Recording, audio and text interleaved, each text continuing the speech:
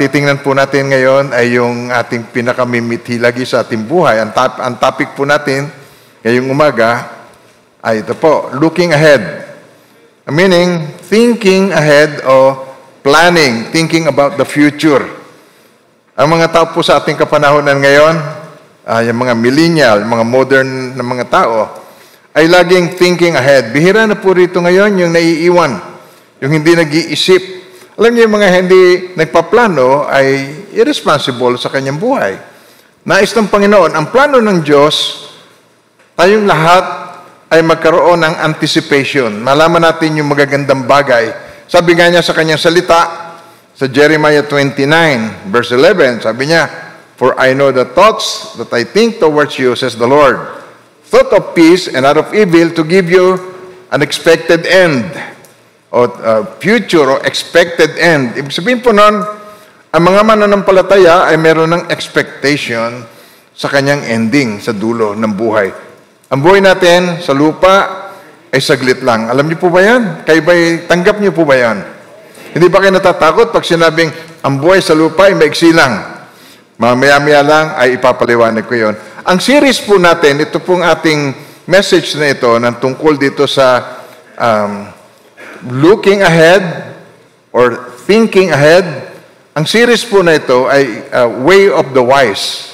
Ito po yung Ways of the Wise. Series po ito na tinitingnan natin doon sa Book of James na nagtuturo sa atin ng practical Christian living, kung paano yung pananampalataya ng mga Christians ay kanya pong ipinamumuhay. Sapagat nakasanayan ng maraming tao na sumisimba. Kaya pakisabi na nga ninyo yun sa inyong sarili, titigil na ako sa kasisimba. Kaya lakas po ninyo, huwag kayo matakot. Titigil na ako sa kasisimba. Ang umpisan ko ngayon ay pagsamba. Yung pong nagsisimba, parang mechanical, sumisimba, dinaraos, parang compliance. Hindi ako masaya pag hindi ako nakasimba. At pagkasimba, kakain kami sa Jollibee. Pero nais ng Panginoon, hindi lang tayo sumimba, kundi tayo sumamba. Ang pagsimba, ang pagsamba ay pag-aalay ng buhay sa Diyos. Ang pagsimba ay dinaraos yung kanyang obligasyon. Kaya ang pagsamba ay hindi po isang obligasyon. Ito po isang benefit. Ito po ay isang pinakaloob sa atin ng Panginoon. Ito'y pribilehyo na ang tao nakalalapit sa banal na Diyos. Hindi ba amazing na ang tao ay nakakalapit sa banal na Diyos? Purihin natin muli ang Panginoon. Nandito ang kanyang presence. Kaya wala po tayong imahen dahil ang nais ng Panginoon, tayo ay ma-develop sa atin yung pananampalataya sa Diyos na hindi nakikita. Sapagkat hindi kinalulugdan ng Diyos ang hindi nananalig sa Kanya. Ito po ang sinasabi dun sa Hebrews chapter 11 verse 6. Sabi po ay ganito. Ito, at hindi, sabay-sabay po, basahin natin. At hindi kinalulugdan ng Diyos ang hindi nananalig sa Kanya sapagkat ang sino mang lumalapit sa Diyos ay dapat maniwalang may Diyos at siya ang nagbibigay kantimpala kanino? Sa mga humahanap sa Kanya. Hindi nakikita pero nagtitiwala na narito siya. Purihin natin muli ang Panginoon. Amen po. So yun ang nais ng Panginoon. Walang ibang makapagbibigay kaluguran sa Diyos, kundi ang pananampalataya sa Diyos. At ang pananampalataya ay yung nananalig ka sa hindi nakikita, yung umaasam ka sa pangako niya, yun ang pananampalataya. Hindi ka nananampalatayang meron kang pera kung may laman talagang yung bulsa. Amen po. Ang pananampalataya yung hindi pa dumarating, yung ikaw ay umaasam, yung pangako niya ay inaasahan. At yun ang nagbibigay kaluguran sa Diyos. Ang Diyos, pagkat ay bilib na bilib sa Kanya, liyad ang dibdib ng Diyos. Ano ibig sabihin nun? Liyad ang dibdib. Nag-glorify siya. At pag nag-glorify ang Panginoon, ang presence niya ay bumababa doon sa lugar na yun kung saan siya ay niluluwalhati. Amen po. Kaya pagpapatuloy natin itong ways of the wise, ito po ang pamamaraan ng mga may wisdom na nagbumula sa Diyos. Sapagat ang wisdom ay galing sa Diyos. Ito'y gift of God sa atin. Ang titingnan po natin ng James chapter 4, verse 13 to 17, at titingnan natin dito yung mga obsession ng mga henerasyon natin ngayon. We are obsessed of the future. So, titingnan po natin sa James chapter 4, verse 13 to 17. Unahin muna natin itong verses na ating titingnan. Pakinggan ninyo. Ready? Okay, go. Pakinggan ninyo ito. Kayong nagsasabi, ngayon o bukas ay pupunta kami sa ganito at gayong bayan, at sa isang taon kaming titigil doon, magbi-business kami doon, mangangalakal kami, at kikita ng malaki. Okay, tuloy pa natin. Hindi niyo alam. Tingnan niyo po yung rebuke. Hindi niyo alam kung ano ang mangyayari sa inyo sa araw ng bukas. Sapagkat ang buhay ninyo parang aso. Ang aso yung mist. Yung pagka yung pinipisik mo, mist. Sabi niya, ang buhay ninyo parang aso. Sandaling lumilitaw at pagdakay, nawawala. Ito ang dapat ninyong sabihin. Kung loloobin ng Panginoon at nabubuhay pa kami, gagawin namin ito o iyon. Tama kasabi, tama yung mga matatanda, kung may awa ang Diyos at buhay pa. Narinig niyo ba sa mga matatanda? Gano'n, kung may awa ang Diyos at buhay pa. Yun ay natutunan nilang pananampalataya at yun ay magandang practice na ating pong sinusunod sa kanila. Ito ang dapat ninyong sabihin. Kung loloobin ng Panginoon at nabubuhay pa kami, gagawin namin ito o iyon. Ngunit, kayo'y mga asong mayayabang. Sabi rito, ngunit kayo'y nagmamalaki at nagpapalalo. Masama yan. Ang nakakaalam, tingnan niyo po, biglang isinwitch. Nag-switch ito. Ang nakakaalam ng mabuti na dapat niyang gawin, ngunit hindi ito ginagawa, ay nakakasala. Purihin ang Panginoon sa kanyang banal na salita. Amen. So, iikot pa tayo ang message natin dito sa looking ahead. Ang pinag-uusapan dito ay yung kaugalian ng mga business people, businessmen o women, yung mga negosyante. Okay? At nag-iisip ito ng mga plano niya sa buhay. Ulitin ko, hindi masama ang magplano. Idea ng Diyos ang plano. Amen po. Naniniwala po kayo na idea ng Diyos ang pagpaplano? O pag hindi ka nagpaplano, nagigipit ka. Pag hindi ka nagpaplano, nabibigla ka. Bigla na lang may darating yung hindi mo inaasahan, pero hindi mo planado yon, nabibigla ka. Hindi galit ang Diyos sa nagpaplano. Idea ng Diyos ang pagpaplano. Mga minamahal ng Panginoon, ang mga taong hindi nagpaplano ay irresponsableng tao. Amen ba tayo doon? Sabi mo sa katabi mo, ayoko maging irresponsable. hindi nagpaplano sa buhay, hindi pinaplano yung darating, hindi pinaplano yung tag-ulan, bumuti pa ang langgam. Pagka tag-init, nag-iimpok. Di ba? Ginagamit ng Panginoon yung salitang yan sa kanyang salita. Sabi, mabuti pa ang langgam. Di ba yung langgam? Nag-iipon yan, meron niyang bahay, tapos lahat ng pagkain, iipon yan. Pagdating ng tag-ulan, kukuya-kuya-kuy ang langgam. At nginunguya niya yung kanyang inimpok. Amen po. Kaya tayo ngayon, sa ating kapanahonan ngayon, obsessed tayo sa future. Nauuso yung mga fortune cookies. O pag kumakain ka sa Chinese restaurant, bubuksan mo yun, pinagtsatsaga mo naman basahin, ewan ko sa iyo, pero ngayon, magbabayad ka ng mahal. Mga nakalagay doon. Gusto mong makita yung future sa pamamagitan ng astrology? Okay, yung tumitingin sa mga bituin, tungkol sa palm reading, tinitingnan mo dyan, yung impong sela, sa bolang kristal. Dahil gustong-gusto na sa future. Punsoy, hindi ba? Para siya iswertihin. Gustong-gusto niya makita yung future na yon. Mga minamahal ng Panginoon, tinatry ng mga tao yan. Nagbabasa ng mga libro, umaatin ng mga seminars, pumupunta yung nakikinig sa mga economic predictions. Di ba? Yung mga economy, di ba? Yung economic predictions, tataas ang ganito, bababa ang ganito. Amen ba tayo doon? Conference, umaatin ng mga seminars, yung seminars on planning and goal setting. Hindi masama ang lahat ng yon. Hindi masama yon. Ulitin niyo yun, hindi masama yon. Umaatin ka ng seminar para sa goal setting, hindi masama yon. Ito ang sinasabi ng salita ng Diyos.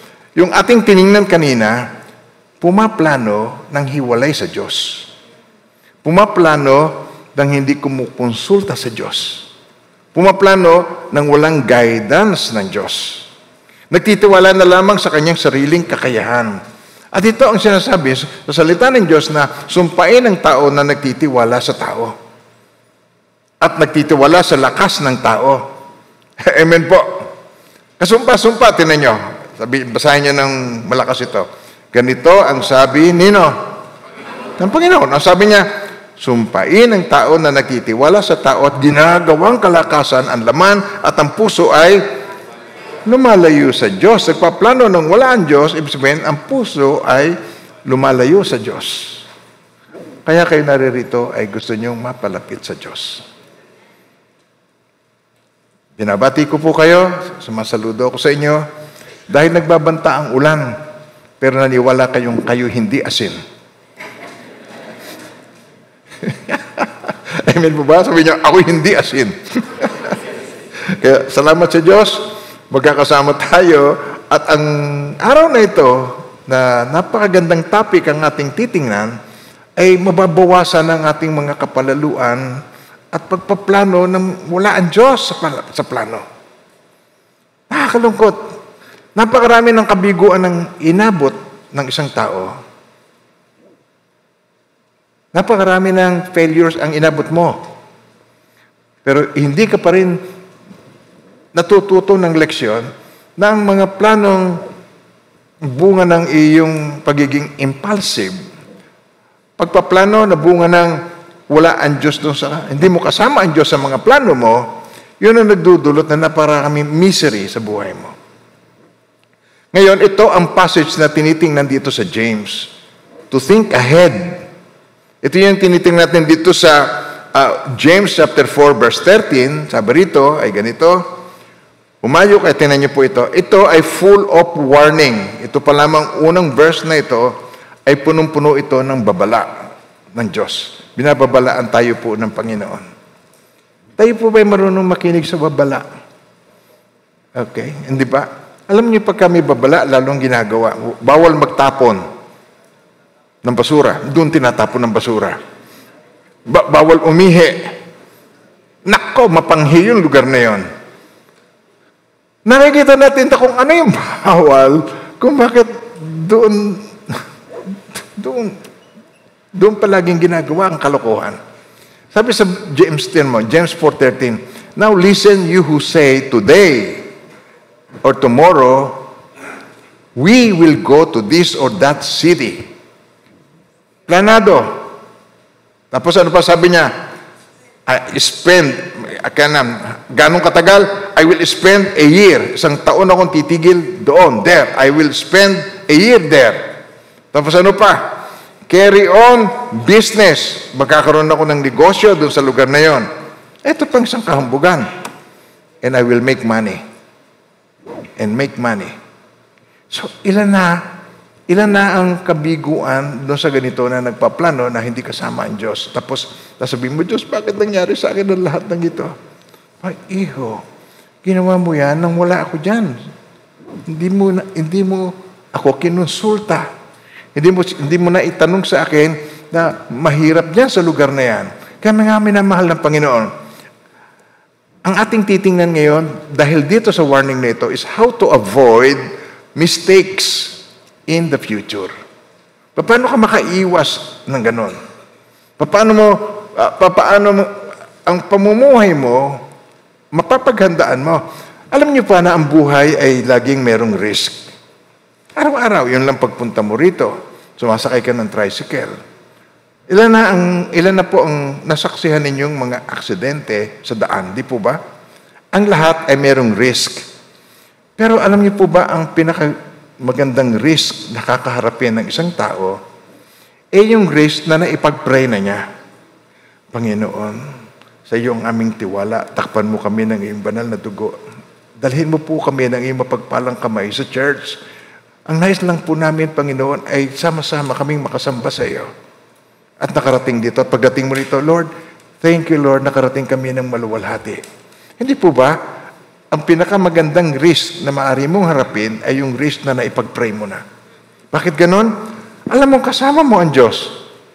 Dahil ang Panginoon ay nangako sa atin, anuman ang hilingin nyo sa pangalan ko ay gagawin ko. Pangako niya yan. Anuman ang hilingin nyo sa pangalan ko. Yun ang reason kaya gusto niyang tayo ay magkaroon ng relationship kay Yahweh, sa God, sa pamamagitan ng bugtong na anak. Sa pamamagitan niya, connected ang tao at ang Diyos. Pinag-isa ng Diyos. God and sinners reconciled. Joy to the world. Hindi po ba yun ang awit? Kaya gusto niyang tayo ay magkaroon ng ganong klase ng relationship. Magkaroon tayo ng ganong klase ng closeness sa Kanya.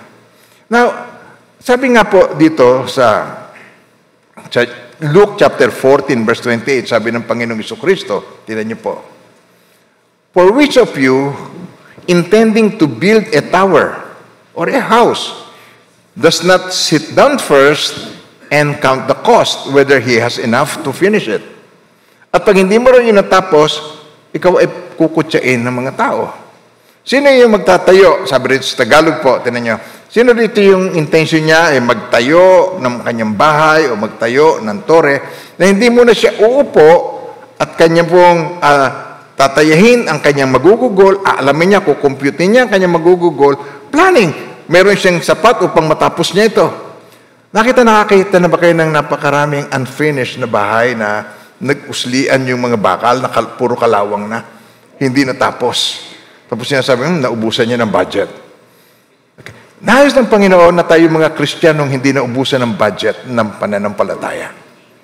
Gusto niya tayo ay mga Christians na mula sa umpisang tanggapin natin siya hanggang dulo, in flying colors, haharap tayo sa Kanya, nagampanan natin ang ating pagkatawag kung paano tayo ay tinawag ng Panginoon. Ang bawat sa inyo ay may pagkatawag ng Diyos. Yun po ang ibig sabihin ng Ecclesia o Iglesia sa Tagalog o Ecclesia. Ang ibig sabihin ng Ecclesia galing sa dalawang word, Ekaleo. Ang ibig sabihin ng Ekaleo, mula kung saan yung ek at yung kaleo, cold. From nowhere, you were cold. Kayo galing kung saan saang antas ng buhay. Galing kung saan saang lugar. Galing kung saan saang family. Tapos tayo ay pinagsama-sama ng Panginoon sa lugar na ito. At narito, pinakikinggan natin ang salita niya upang tayo ay lalo pang ma-inspire sa ating pagtitiwala, sa ating tunay dakilang Diyos sa pamamagitan ni Jesus. Purihin natin siya. Amen. Kaya ito pong sa Luke 14:28, "For which of you intending to build a tower does not sit down first?" Uupuan niyo muna ito. Sabi nga rin ni Winston Churchill, okay, sabi niya ganito, "He who fails to plan, plans to fail." Hindi po ba ang napakagandang makita natin dito ay yung mga taong sikat nung araw na originally ay sila ang nag-mention ng mga bagay na ito. Ngayon, sa Book of Proverbs, sinasabi rin dito, "If I don't plan, I'm a fool." Kung hindi ako nagpaplano, ako isang hangal. Walang hindi ganon, mga minamahal ng Panginoon. Ang mga estudyante, pag hindi nagplano bago mag-exam, hindi niya pinag-aralan yung mga dapat niyang, yung tinatansya niya na yun ang magiging question. Nakikita niya kung bakit napakaraming bumabaksak. Bumabaksak sa board exam. Pinaghahandaan ang lahat. Pinaplano ang lahat. Amen po. Idea ng Diyos ang pagpaplano. Ang isang asawa, ang housewife, ano ginagawa niyan? Pinaplano niyan yung kanyang mga meals kung ano. Halimbawa, kung walang ref, ang gagawin niyan, tuturuan ko na kayo, bigyan ko kayo ng idea, magpaplano, kasi bihira naman ang wala ng ref. Pero marami pa rin hindi nakakaroon ng ref. Anong gagawin niya? Magluluto siya ng adobo. Yung plano para matipid sa gas, magluluto siya ng tatlong araw na adobo. Magluluto siya ng pinangat, pinangalawa, pinangatlo. Luluto siya ng pinangat. Hindi po ba? O magtatapa siya, bibili siya ng, lalo na't marami pong huli ang asube. Binibiyak yan at pagkatapos binibilad, binabaklad yan, pagkatapos bibilad mo sa araw para marami kang pang-ulam. Nag-guess nyo ba sinasabi ko? Ang housewife ay nagpaplano ng grocery. Lagay ka ng lagay sa basket, kulang ang pera, kaya binabalik. Nakikita ko sa TV, binabalik dahil kapos ang budget. Kasi napakamahal na ng bilihin. Dati kasya na yun. yung kanyang 500, marami siyang nabibili, pero ngayon, hindi nakakasya yun. Higit kailanman sa ating panahon, kailangan natin dito ay marunong tayong magplano. Amen po. At ang tunay na pagpaplanong galing sa Diyos, include God in your planning. Yun ang unang-unang lesson natin. Always, always, always include God in your planning. Lagi natin kasama ang Diyos sa pagpaplano. Ang laging plano natin ay maka-Diyos na pagpaplano. Hindi makasariling pagpaplano. Hindi immoral na pagpaplano. Amen po. Ang pagpaplano ay maka-Diyos na pagpaplano. Halimbawa, ikaw ay magkakaroon ng trip. Meron kang trip. Vacation trip. Hindi po ba? Unang-una, titingnan niyo muna kung expired na yung passport o hindi, kailan na expired there. Kung kailan yung araw, at saka mo madidiskubre, wala kang plano. Nagigitso mo sinasabi ko, expired na pala yung passport. Tapos it takes a while para ito ay ma-renew. Kailangan mo nang i-meet yung taong kakaharapin mo doon sa ibang lugar, sa ibang bansa. Mga minamahal ng Panginoon, pinaplano, nag-trip kung saan siya ihinto, saan siya titigil, saan siya magla-lodge, siyang kukuha siya ng Airbnb o aarkila siya ng bahay, pas mura kayo sa hotel. Amen ba tayo doon? Titingnan niyo kung magkano para yung budget mo huhusto. Kung saan kayo kakain, kung saan kayo hihinto, kung ang biyahe ninyo 12 oras, hindi pwedeng 12 oras. Pinaplano mo ang iyong trip. Ang planning ay idea ng Diyos. Planning without God, ito lang ang problem. Planning without God is practical atheism. Atheist. Yung mga atheist, walang Diyos. Malimit kong masabi yun. Believe in ito unbelieving believers. Unbelieving believers. Yung mga believers, pero unbelieving. Kasi hindi niya pinapractice ang presence ng God. Hindi niya pinapractice ang wisdom ng God sa kanyang buhay. Kaya mga minamahal ng Panginoon, sabihin nyo nga itong salitang ito, noon yon, hindi na ngayon. Medyo nakangiwi pa, hindi na ngayon. Sabagat ngayon, merong gustong gawing pagbabago ang Diyos sa ating buhay upang maranasan natin yung kanyang kadakilaan. Amen po. Dito sa verse 15 ng chapter 14 na niyo, ito, sa halip, instead, you ought to say, if it is the Lord's will, we will live and do this or that.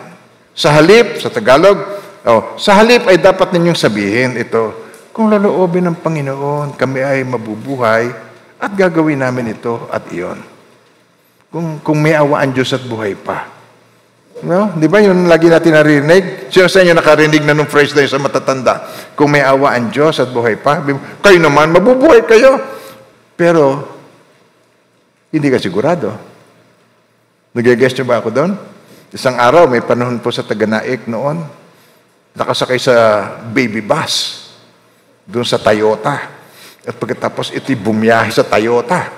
At pagdating dyan sa Kalibuyo, nakasalubong niya yung isang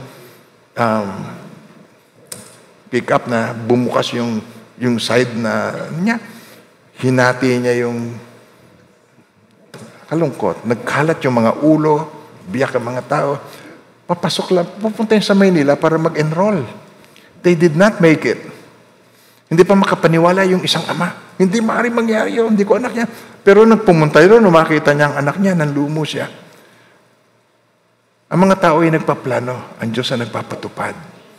Kung tayo laging aasa sa Diyos, ang greatest risk na pwede mong harapin ay yung risk na matapos kang mag-pray sa ating Panginoon at iyong sinuong. Purihin ang Panginoon sa kanyang pag-iingat sa atin. Amen po?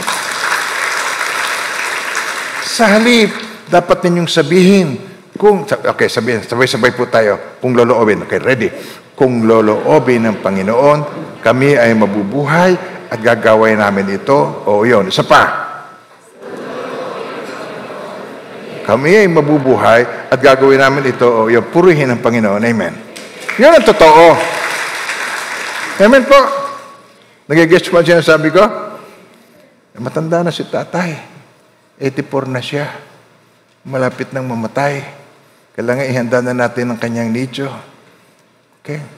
Siya ang napalagay sa nicho. Siya na bata pa. Hindi po nakakatawa. Pero hindi mo sigurado ang buhay mo. Hindi mo hawak ang bukas. Amen po. Merong Diyos. Amen po. Kaya may yung mananampalataya na namumuhay na parang walang Diyos, ay kahabag-habag. Sa halip na tayo, ma-enjoy natin ang buhay, nami-miss tuloy natin ang kapayapaan ng buhay. Amen po. Alam niyo si Apostle Pablo, ginagamit niya itong word na ito, yung mga God willing, if the Lord wills. Dito po sa Acts chapter 18, verse 21, tinan niyo. But, sabi niya rito, but took leave of them, saying, I must by all means keep this coming feast in Jerusalem. But I will return again to you, God willing. And he sailed from Ephesus. Lagi niya ginagamit siya. Ito pa, ito naman sa 1 Corinthians 4:19. Ginamit na ni Apostle Paul. Sabi niya rito, but I will come to you shortly if the Lord wills. And I will know not the word of those who are puffed up, but the power. Nakita niyo po yan. Pero hindi lagi. Eto, tinan niyo sa Acts 19:21. Hindi laging ginagamit yung if the Lord wills. Tinan niyo. When these things were accomplished, Paul purposed in the Spirit, when he had passed through Macedonia and Achaia to go to Jerusalem, saying, after I have been there, I must also see Rome. Wala siyang sinabing, God willing, I will see Rome.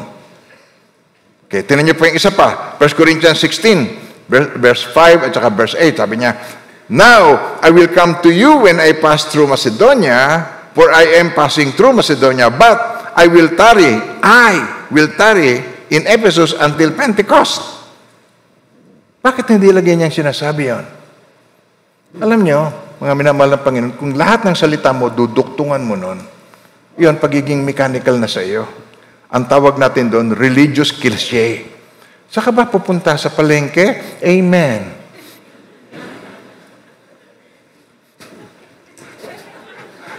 Religious cliché. Wala. Kayo po ba ang gumawa nitong ay sa biyaya ng Panginoon? Lagi na lamang ikaw, pagsasalita mo ay sa biyaya ng Panginoon, amen. Nagiging religious cliché, ang tawag doon, parang bukang bibig. Hindi bukal sa puso. Si Apostle Paul, talagang nasa heart niya yon, yung trust na yon. Ang tinutukoy sa atin dito, na itinuturo sa atin dito, yun ang ating pananampalataya na na-develop sa atin. Kung kalooban ng Panginoon, if it's God's will. Kaya napakagandang laging sinasabi. Kaya sabi rito sa James, ito ang dapat ninyong sabihin. Sabi rito. Now, kung kalooban ng Panginoon, if it's God's will, I will do this or I will do that. Ito po, sabay-sabay. Instead, you ought to say, if it is the Lord's will, we will live and do this or that. Pag in-spell nyo ang life, yung life, ang nasa gitna noon ay if. Hindi po ba? Meaning, yung life ay full of ifs. Walang kasiguruhan yan. Ang buhay ay ang Diyos ang may hawak ng buhay. Kaya ito, punong-puno ng ifs ang buhay. Kung if, kaya it's a matter of when. No. If pa rin, kung ito'y kalooban ng Panginoon, ito'y mangyayari. Amen po. Minsan palalo tayo magsalita. Inaamin niyo po ba yan? Na tayo, may mga pagkakataon, hindi naman lagi. Malimit lang. Na tayo, palalo tayo kung magsalita. Parang tayo ay tiyak natin ang bukas. Tiyak natin, buhay pa tayo bukas. Amen po. Kaya tayo, maraming titingnan dito ngayong umaga, natitingnan natin yung mga pamamaraan. Ito po, there are three possible responses to God's will na dapat nating ugaliin. Ito, dapat ugaliin. 3 possible responses sa kalooban ng Diyos. Kalooban ng Diyos. Number 1, I can make reference to it. Ano ibig sabihin nun? Yun ay action of mentioning. Okay? Reference mo yun. Action of mentioning. Lagi mong mini-mention yung silitang, kung kalooban ng Panginoon, kung loloobin ng Lord at buhay pa. Pastor, pupunta po ba kayo sa yung anniversary ng Barahan Church? Ako po nagsimula doon. Meron tayong 3 po na church doon sa Mindoro. Meron doon sa Abra de Ilog, meron doon sa Santa Cruz, meron doon sa Barahan.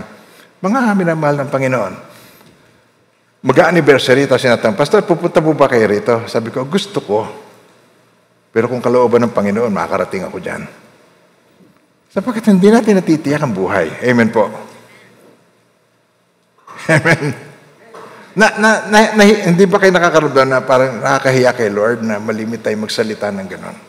Na parang sigurado ka pero hindi naman nangyayari.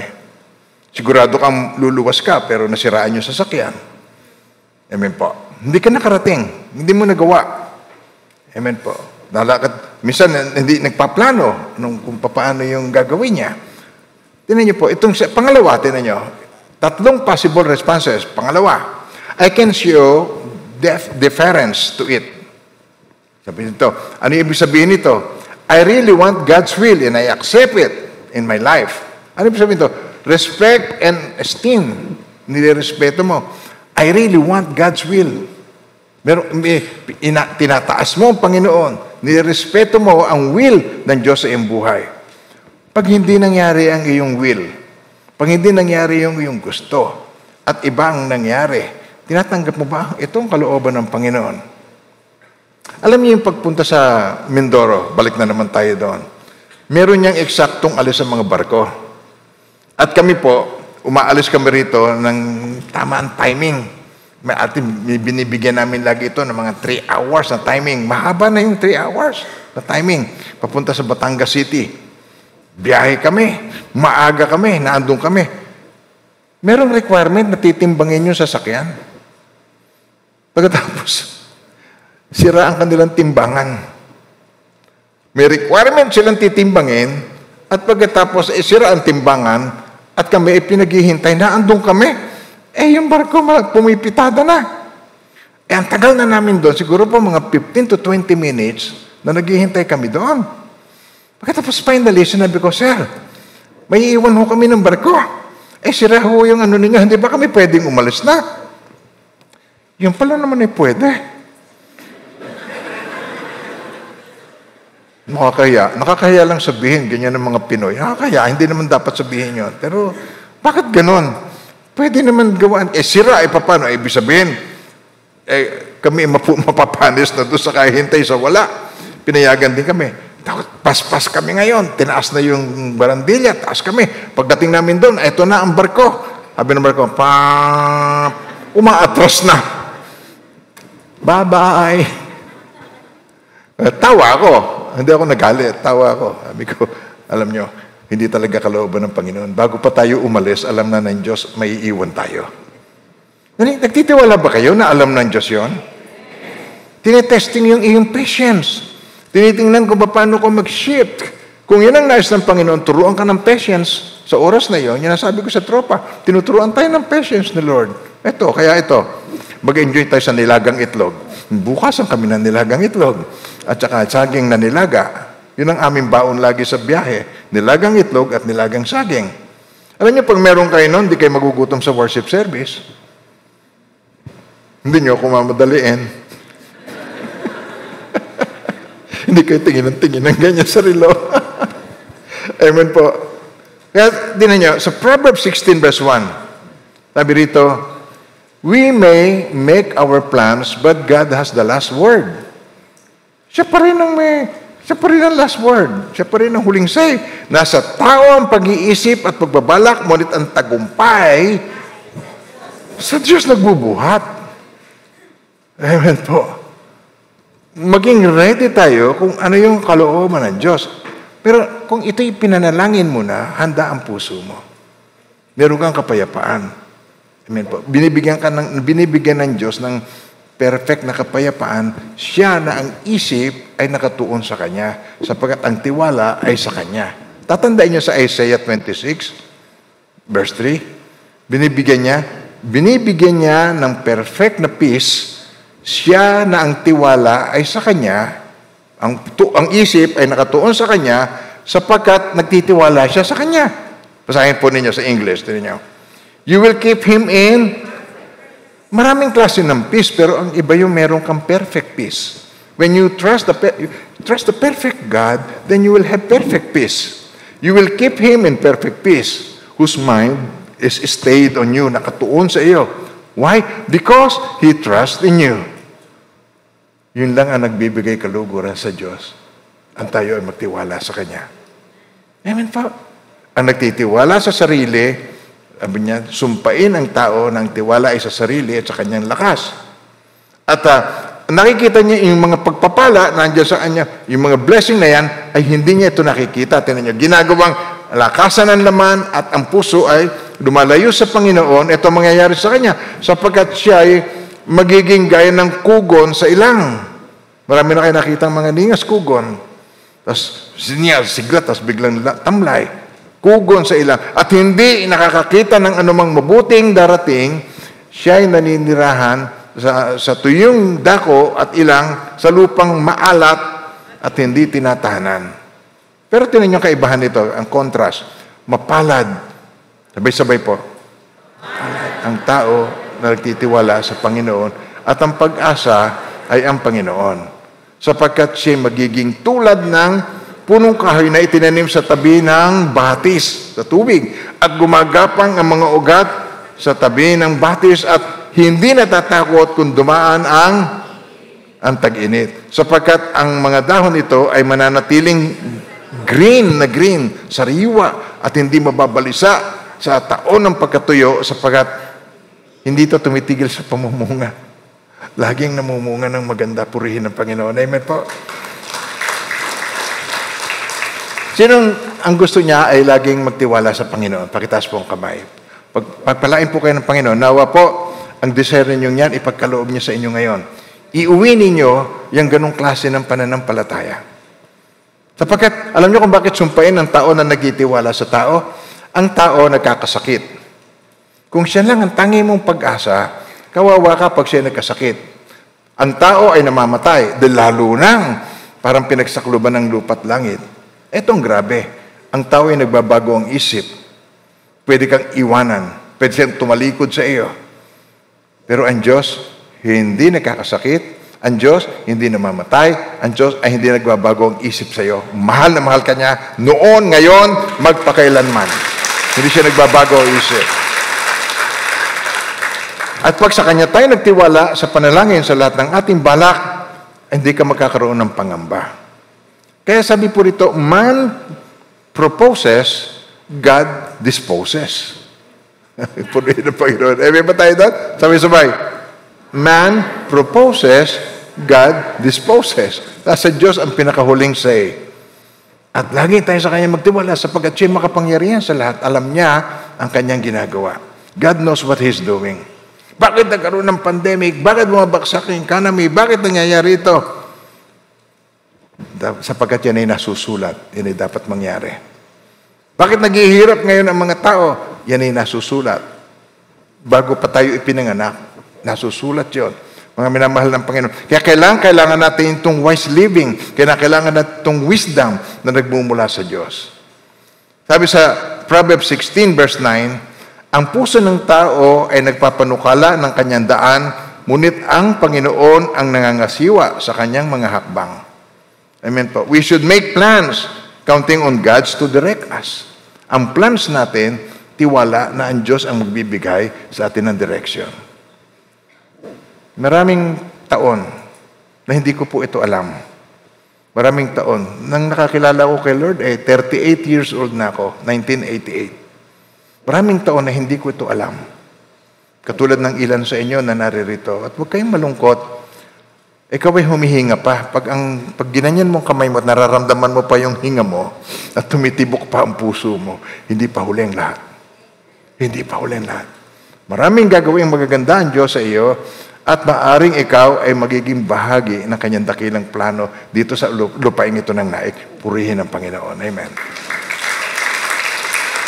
Live, ito pangalawa po, live one day at a time. Sabi rin sa James chapter 4, verse 14 to 16, ganito. Tinan niyo po. 14 and 16. Sabi rito, why? You don't even know what will happen tomorrow? Na hindi niyo alam kung ano mangyayari sa inyong bukas?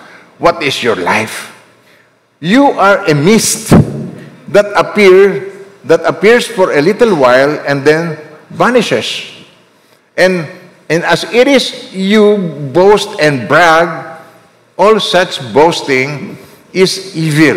Tagalogin po natin ito. Tingnan niyo. Okay. Sabay-sabay. Gayunman ay hindi ninyo nalalaman kung ano ang magaganap bukas. Ano ba ang inyong buhay?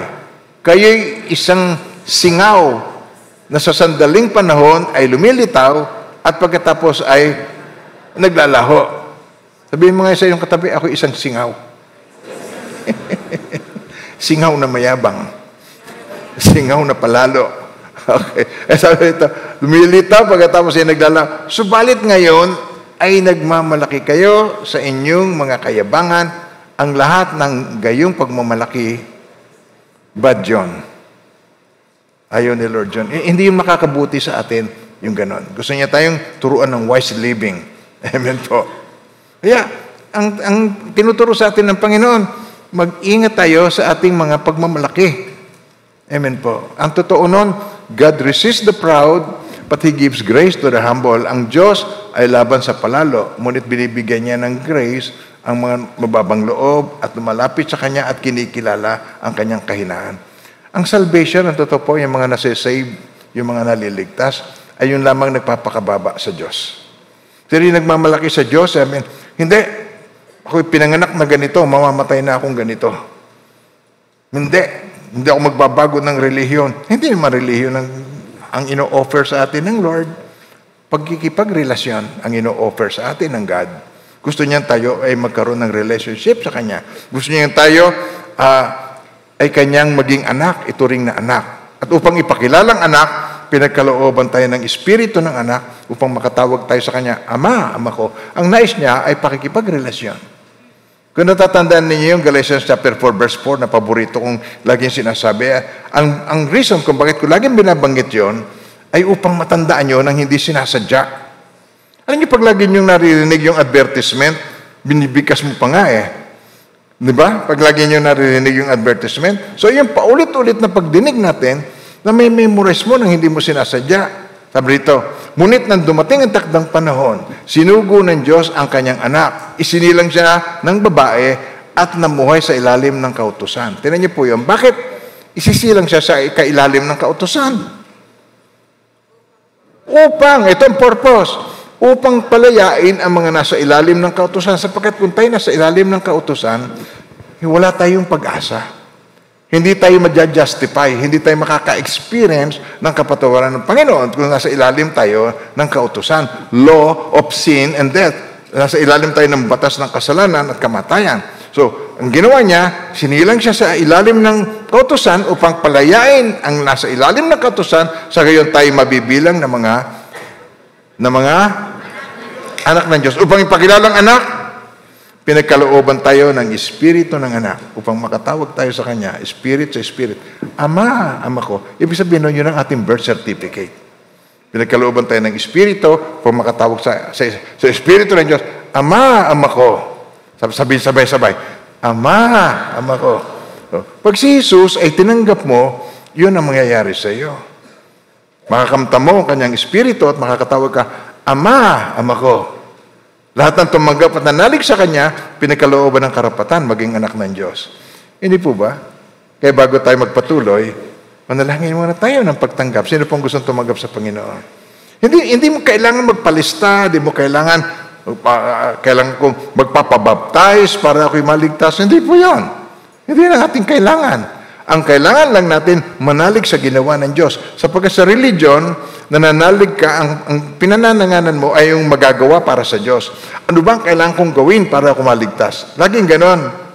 Ang religion can be summarized into one word. Ano yun? Do. You have to do something for God. Pero ang Christianity can be summarized also into one word. Ano yun? Done. It is finished. Naganap na. Ginampanan ng Panginoong Hesus ang hindi natin kayang magawa at ang natitira sa atin ay manampalataya tayo at magtiwala tayo sa Kanya. Yun ang nais ng Lord. Kaya kung tayo mananalangin, tatanggapin natin ang Panginoong Jesucristo, ang Kanyang ginawa para sa atin. Sambitin niyo ang panalangin ito. Mahal na Diyos, ako po isang makasalanan. Patawarin po ninyo ako sa lahat ng kasalanan na aking nagawa. Ako po yung nagpapasalamat na bago pa man ako isinilang, ay inilaan mo na ang buhay ko sa buhay na walang hanggan sa pamamagitan ng iyong bugtong na anak. Ito na, sabay po. Panginoong Hesus, buong puso at kaluluwa, tinatanggap ko po kayo bilang aking Panginoon, tagapagligtas at hari. Maraming salamat sa buhay na walang hanggan na pinagkaloob niyo po sa akin. In Jesus' name. Amen and amen. Di po ba?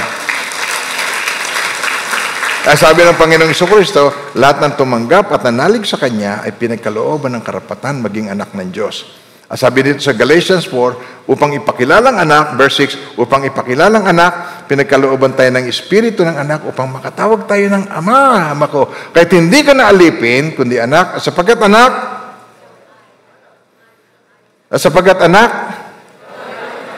tagapagmana tayo ayon sa kalooban ng Diyos. Purihin ang Panginoon. Amen. So, marami kang gagawin, magpapalista ka. Hindi po. Yung sinambit mong yun, kung ikaw ay nananalig sa Kanya, pinagkalooban ka na niya ng Espiritu niya, ito ang simula ng iyong relationship sa Kanya. Makatatawag ka ng Ama, Ama ko. Ibig sabihin nun, makakapanalangin ka na sa ating Diyos at matatawag mo na siya na Ama at kikilalanin ka niya. Bakit ganon? Sapagkat ikaw ay isinilang ngayon sa Espiritu niya. Ang lahat ng tumanggap at nanalig sa Kanya, pinagkalooban niya ng karapatang maging anak ng Diyos upang ipakilalang anak, pinagkalooban tayo ng Espiritu ng anak upang makatawag, Ama, Ama ko. Purihin natin ang Panginoon. Amen po. So, hindi yung membership. Magme-membro sa HTBC para ikaw ay pagkalooban ng Espiritu at maligtas. Hindi membership. Faith in Jesus Christ. So, yun pong aking ina-emphasize ngayon. Now, ang ating pong tinitingnan dito ay kung paano tayo ay mamuhay ng may kababaang loob. Bilang tayo ay mananampalataya ng Panginoon, gusto niya mabuhay tayo na may kababaang loob. Sabi rito, bakit gayon man ay hindi ninyo nalalaman kung ano ang magaganap bukas? Ano bang inyong buhay? Kayo nga isang singaw. Yan yung word na yon. Kayo nga ay isang singaw na sa sandaling panahon ay lumilito at pagkatapos ay naglalaho. Subalit ngayon ay nagmamalaki kayo sa inyong mga kayabangan. Ang lahat ng gayong pagmamalaki ay masama. Alam niyo si Job, Job, siya ay nalulungkot dahil ang tao ay minsan lang mabubuhay. Tapos itong kanyang salita sa Job chapter 14, verse 1 to 5. Sabi rito, sa Tagalog, tingnan niyo po, sabi rito, ang tao na ipinanganak ng babae ay may kaunting araw at puno pa ng kaguluhan. Maiksi lang ang buhay ng tao, puno pa ng kaguluhan. Inaamin niyo ba yan? Sino sa inyo nakaranas na ng kaguluhan sa buhay? Yung mga trouble sa buhay, mga ang daming struggle sa buhay. Ang tao na pinanganak ng babae ay may kaunting araw at puno ng kaguluhan. Siya'y umuusbong na gaya ng bulaklak at nalalanta, okay, siya'y nawawalang gaya ng anino at hindi namamalagi. At iyo bang iminumulat ang iyong mga mata sa isang gaya nito at dinadala siya sa kahatulan sa nakasama mo? Sinong makakakuha ng malinis na bagay? Sabay-sabay. Kuha ng malinis na bagay mula sa marumi. Walang sino man. Yamang, sabay-sabay, yamang ang kanyang mga araw ay itinakda na at ang bilang ng kanyang mga buwan ay nasa iyo at iyong itinilaga ang kanyang mga hangganan upang huwag siyang makaraan. Limited ang ating time. Ay ang nais ng Panginoon, ma-realize natin to. Na ang buhay, number one, life is unpredictable. Okay. Hindi mo talaga mapipiho. Unpredictable. Pangalawa, life is brief. Panandalian lamang ang buhay. Aminin nyo sa hindi, tanggapin nyo sa hindi, yan ang truth. Yan ang katotohanan. Kaya, para makita nyo, ma-prove nyo yung sinasabi ko, masyal kayo sa sementeryo, tinan nyo yung lapida, born, ganito, pinamatay, ganito. Kung minsan may makikita kayo doon, day old, pinanganak ng ganitong pecha, namatay, ganun ding pecha. Walang age limit. Hindi katulad sa EPSA. May age limit.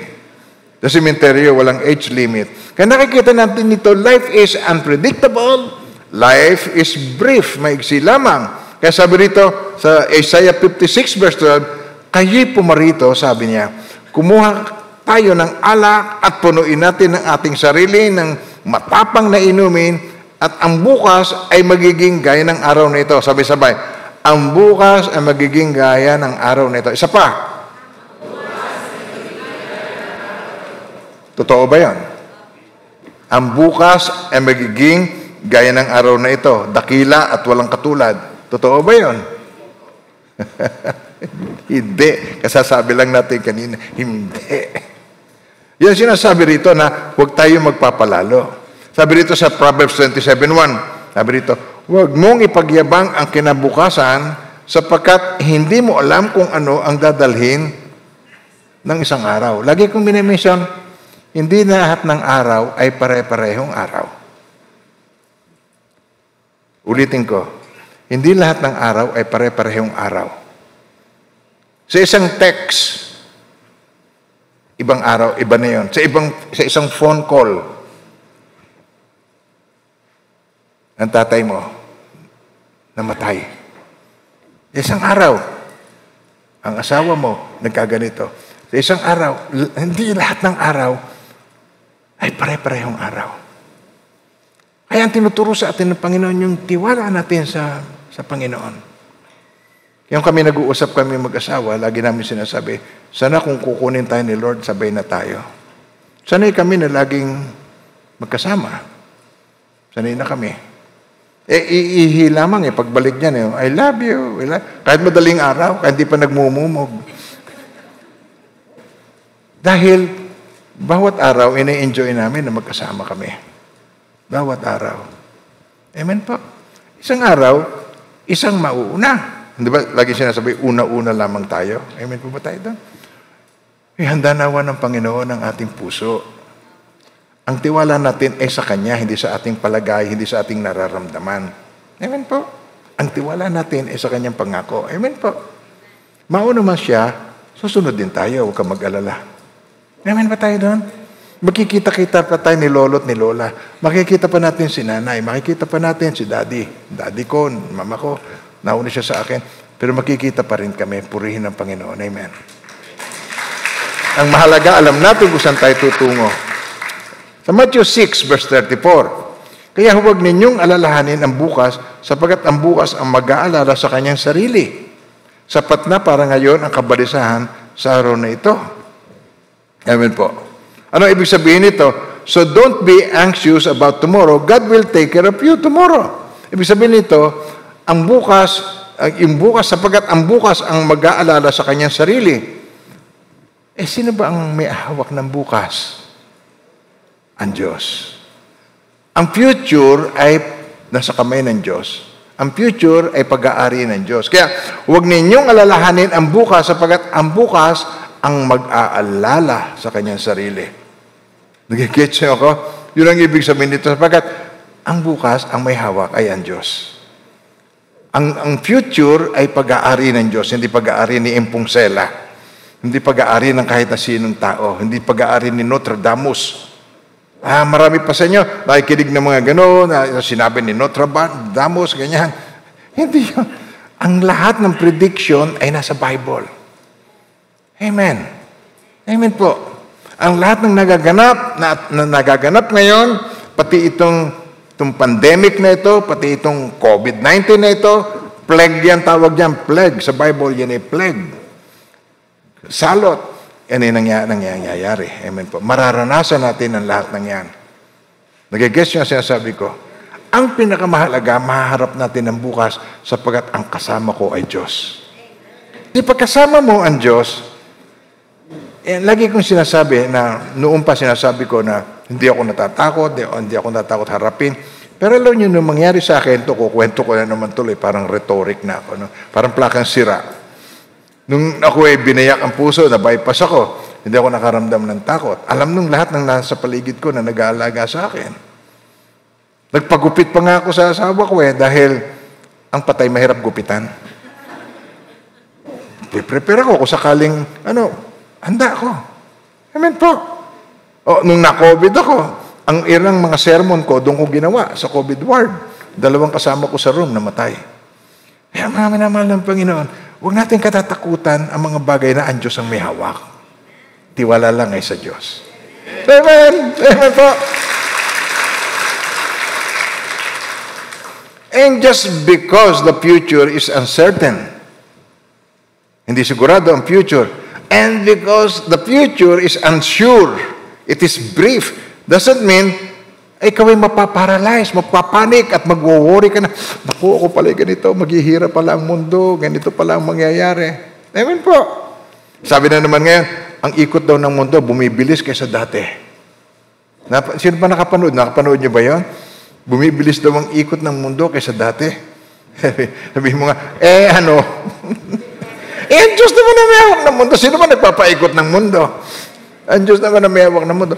Pag ikaw ay hawak ng Diyos, kahit pa nga umikot na parang trumpo ang mundo, ewan ko, kung nakukuha niyo yung sinasabi ko. I'm not sure. Pero ganun ba kayo kasigurado sa Diyos na pinaniniwalaan natin na ngayon ay ating Ama? Si Ama ng Panginoong Jesucristo, Ama ng lahat ng nananalig sa Panginoong Jesucristo, Ama nating lahat. Amen? Sabi sa awit, Lord, my days are in your hands. Para sa ang typong henerasyon ngayon ay future thinker. Yung mga future thinker, tingnan nyo.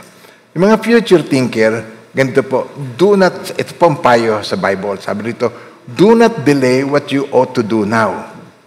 Alam mo yung mga future thinker, sabi, pagka yung pautangin, sabi, humihingi ng tulong, sabi niya, nako, natutulog ang pera, bumalik ka nga bukas.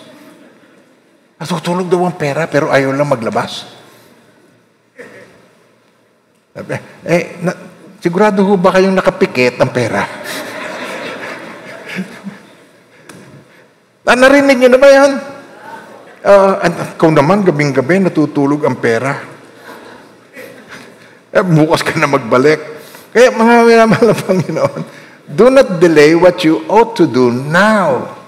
Future thinker po ang mga generation natin ngayon Kaya palagi pinagpapaliban ng lahat ng bagay. Sabi dito sa James chapter 4 verse 17, therefore, yung word na yan, lakas na nyo, therefore to him who knows to do good and does not do it, to him it is sin.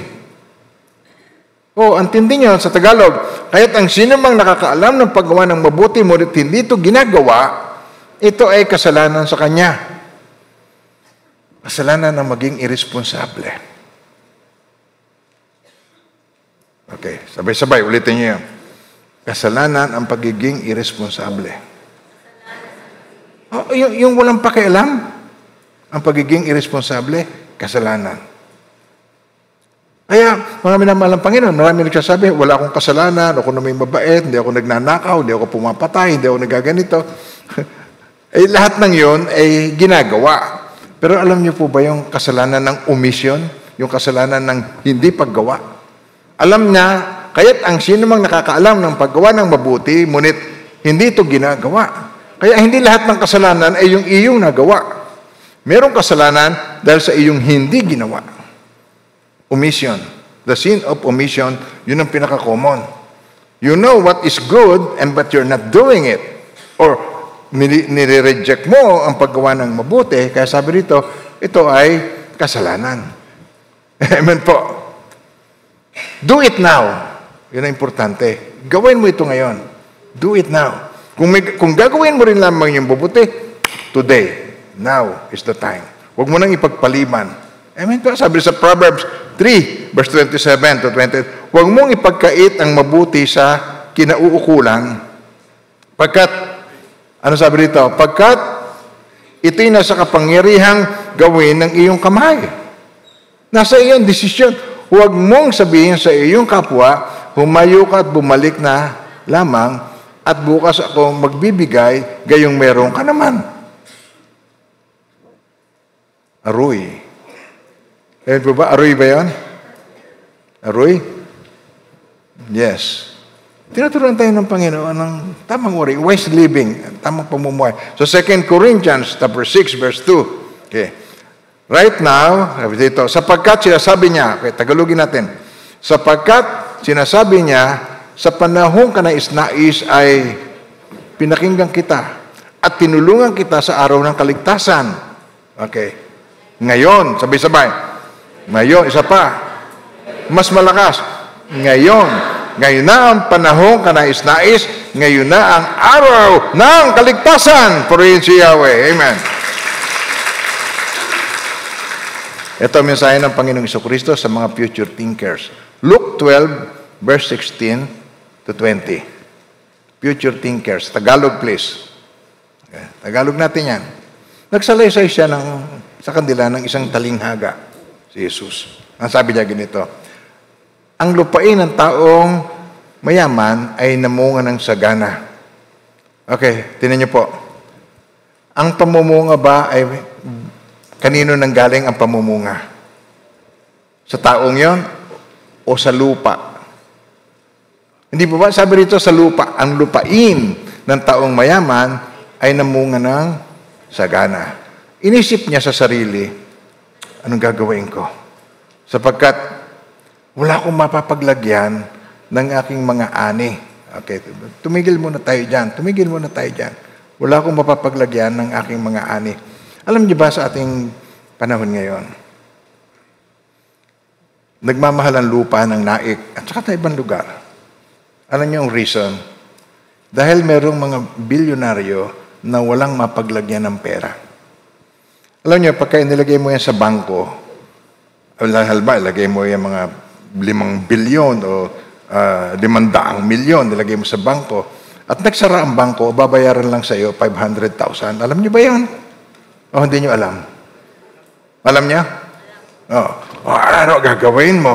Magtatayo ka ng sariling bangko, paano kung marugi rin ang bangko mo?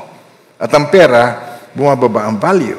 So ang gagawin mo, mamimili ka ng lupain. O kaya mamimili ka ng diamonds. O kaya mamimili ka ng ginto. Kaya maraming natatanso. Nabili ng ginto, natatanso. At maraming bumibili ng diamonds, pero yan ay kailangan ng expertise para ka bumili ng diamond. Nagigits na sinasabi ko. Pinakamadali, lupa na may titulo. Malinis na. Kaya, nagmamahal ang mga lupa ngayon. Yung mga pera nilang ubod ng dami sa halip na i-distribute sa mga mahihirap at mag-ayuda at magpakain ng mga nangangailangan. Amen po. Naunawaan ko yung naiisip ninyo. Ganyan din ang naiisip ko. Yan din ang galit ko. Dahil marami ang nag-hoard ng kayamanan. Marami ang nag-hoard ng pagkain sa kanyang bahay na hindi dinidistribute sa marami. Kung i-distribute lamang ang lahat ng kayamanan, i-distribute mo ang gold, i-distribute mo ang oil, lahat ng tao makakakain. Walang mahirap. Sabi niyo ngayon? Damot ang nagpapahirap. Kasakiman ang nagpapahirap. Amen ba tayo doon? Hino-hoard. Isang kwarta, ang aking basement, punong-puno ng ginto. Ano yan mo yun? Nalagay mo lahat sa ngipin mo. Hindi ka kasya yun. Tsaka hindi na uso ngayon ang ginto ang ngipin. Ito sabi rito, ang lupain ng taong mayaman na ito, sagana, inisip niya sarili, anong gagawin ko sapagkat wala akong mapaglalagyan ng aking ani? Ito, sinabi niya ito sa kanyang sarili, itong gagawin ko. Gigibain ko ang aking mga kamalik at magtatayo ako ng mas malalaki at doon ko titipunin lahat ng aking mga butil at mga pag-aani at sasabihin ko sa aking sarili, kaluluwa. Marami ka ng pag-aaring na naiimbak, sabi niya. Kaya sabi rito, maraming taong magpahinga ka. Kumain ka na lang, mag-inom at magsaya. Tayo mag-inom, tayo magsaya. Alam na mga kakosa, no? Kaya, tingnan niyo ang mga istanya, maraming tao magpahinga, kumain, mag-inom, at magsaya. Pero tingnan niyo sabi ng Diyos, ito, subalit sinabi sa kanya ni Yahweh. Ano sabi? Ano sabi? Pag sinabihan ka ng hangal, napakatinding salita yon. Hangal. Sa gabing ito, kukunin ang iyong kaluluwa. At kanino kaya mapupunta ang mga bagay na inihahanda mo? How foolish. Kaya, sana naandito si Bill Gates, si Henry C., sana naandito yung mga billionaires na yan, si Bilyar, sana naandito lahat ng mga hoy, ibigay naman ninyo yan sa sabagat, kung ipunin mo yan, itiimbakin mo, hangal. Ngayong gabi, babawian ka ng buhay, saan mapupunta ang lahat ng yan na nihahanda mo? Wala. Pagkalaki-laki ng iyong lupa, 6 feet below the ground lamang ikaw. Ang liit-liit lang ng iyong paglalagakan. Amen po. How foolish. Napakahangal na ng taong wala ang Diyos sa kanya. Napakahangal. Sabi rito, tinan nyo, sabi, hangal. Ngayong gabi, babawian ka ng buhay. O kanino mapupunta yung mga iniipon mo na yan? At sabi ng Panginoong Jesucristo, ganyan ang sasapitin ng mga tao. Ganyan ang sasabihin ng mga tao na walang iniisip kundi ang kanyang sarili, na makasarili. Ganyan ang sasapitin. Hangal, babawian ka ng buhay, kanino mapupunta? Minamahal ng Panginoon. Sa pagtatapos, sa mga funeral service, nakaburol yung isang pilantropo na tumutulong sa mga mahirap, namimigay ng mga pagkain, namimigay ng mga hirap. Pero wala naman ang Panginoong Jesus sa kanya. Sasabihin ng mga nangangaral, ang kapatid na ito ay pupunta sa langit. Dahil namimigay ng mga poso, namimigay ng mga kung ano-ano, dahil ang kapatid na ito pupunta sa langit. Mga minamahal ng Panginoon, kung wala ang Panginoong Jesucristo sa iyo, walang usapang langit. Ang usapang langit ay kay Kristo lamang na pangalan. Sa silong ng langit, walang ibinigay ang Diyos na ibang pangalan sa ikaliligtas ng tao. Kaya tingnan po natin sa Acts 4:12. Okay? Basahin natin ng malakas. Kay Kristo lamang matatagpuan ang kaligtasan sapagkat sa silong ng langit, ang kanyang pangalan lamang ang binigay ng Diyos sa ikaliligtas ng tao. Kaya yung pagtanggap ninyo kanina sa Panginoong Jesucristo, yun ay pangako niya. Pag ipinahayag ng iyong labi, tinanggap mo siya bilang Panginoon, tagapagligtas ng iyong buhay, ikaw ay merong buhay na walang hanggan. Purihin ang Panginoon. Hindi tayo makakarating sa langit sa pamagitan ng ating mabubuting gawa. E di kagulo-gulo ng langit. Bakit ka ba naligtas? Abay, namigay ako ng bigas. Abay, namigay ako ng ganito. Namigay ako ng pagkain. Namigay ako ng tubig. Namigay ako ng bahay, pabahay, at kung ano-ano pa. Nasaan ang Panginoong Jesucristo sa usapang yon? Dito nga sa planong ito, walang usapan ang Panginoong Jesucristo, hindi nababanggit. Ang pangalan ng Diyos, hindi nababanggit. Sabi niya, bad yan. Masama yan. Kaya mga minamahal ng Panginoon, napakabuti ni Lord.